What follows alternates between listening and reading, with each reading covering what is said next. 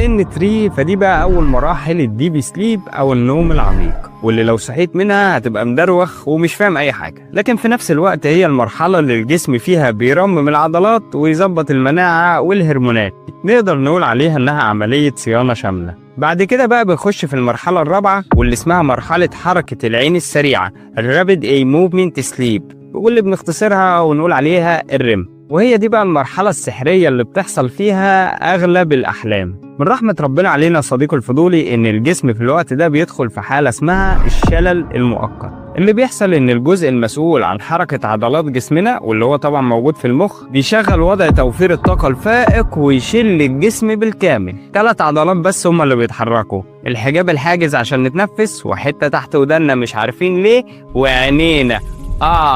حركة العين السريعة. ما هو انت حبيب قلبي وانت بتحلم عينيك بتتابع المشاهد اللي انت شايفها جوه الحلم كأنك بالظبط بتبص عليها وانت صاحي. اما بالنسبة للشلل اللي بنتعرض له فدي حاجة في قمة الأهمية، اصل لو ما حصلناش كده حرفيا هنقوم ننفذ اللي بنحلم بيه. تخيل تحلم انك بتجري من كلب بيجري وراك عايز يقرمك من رجلك، ساعتها غالبا هينتهي بيك المطاف نطت من الشباك. واخد بالك انت صديقي الفضولي من هذا النظام المعقد والدقيق ده؟ تفتكر بقى ايه اللي هيحصل لو هذا النظام اختل؟